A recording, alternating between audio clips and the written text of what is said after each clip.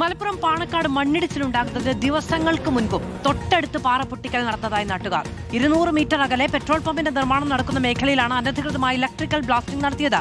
പാറ പൊട്ടിച്ചപ്പോൾ മന്ത്രി P K കുഞ്ഞാലിക്കുട്ടിയുടെ വീടിന് ഉൾപ്പെടെ പ്രകമ്പനമുണ്ടായിരുന്നതായി പ്രദേശവാസി ഇസ്മായിൽ റിപ്പോർട്ടറിനോട് പറഞ്ഞു.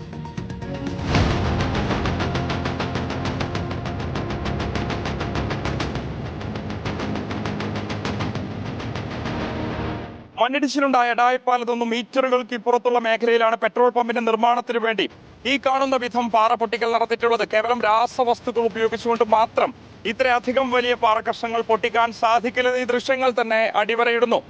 പാണക്കാട് മണ്ണിടിച്ചിലിന്റെ പ്രധാന കാരണം എന്താണെന്നതിൽ അധികൃതർക്ക് അവ്യക്തത തുടരുമ്പോഴാണ് തൊട്ടപ്പുറത്ത് അനധികൃതമായി പാറ പൊട്ടിച്ചിരുന്നതായിട്ടുള്ള വിവരം പുറത്തുവരുന്നത്. 200 മീറ്റർ മാത്രം അകലെ പെട്രോൾ പമ്പിന്റെ നിർമ്മാണം നടക്കുന്ന മേഖലയിൽ മണ്ണിടിച്ചിലിന്റെ 3 ദിവസം മുൻപ് വരെ പാറ പൊട്ടിച്ചിരുന്നതായി പ്രദേശവാസിയായ ഇസ്മായിൽ പറയുന്നു.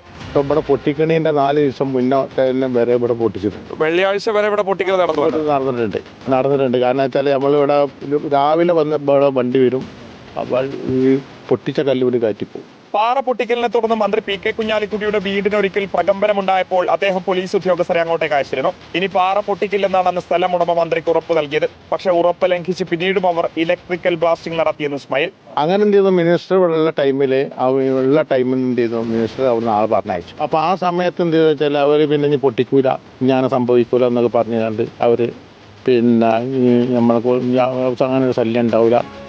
പക്ഷെ ഏത് സമയത്ത് മൂപ്പര് ഇവിടെ ഇല്ലല്ലോ. മുൻപ് മണ്ണിടിച്ചിലുണ്ടായ പരിസ്ഥിതി ദുർബലമായിട്ടുള്ള മേഖലയിൽ, ഇത്രയധികം മണ്ണിടിച്ചിൽ ഭീഷണി നിലനിൽക്കുന്ന മേഖലയിൽ എങ്ങനെയാണ് ഇവിടെ നിർമ്മാണ പ്രവർത്തനം നടത്തുന്ന ആളുകൾക്ക് കോറിയിൽ നടന്ന പ്രവർത്തനത്തിന് സമാനമായി പാറ പൊട്ടിക്കാൻ സാധിച്ചതെന്ന ചോദ്യം തന്നെയാണ് ഇവിടെ ബാക്കിയാകുന്നത്.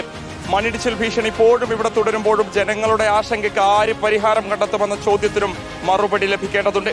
വീഡിയോ ജേർണലിസ്റ്റ് ഉണ്ണി തൂവൂരിനൊപ്പം reporter Mubashir P Akbar in reporter Malappuram.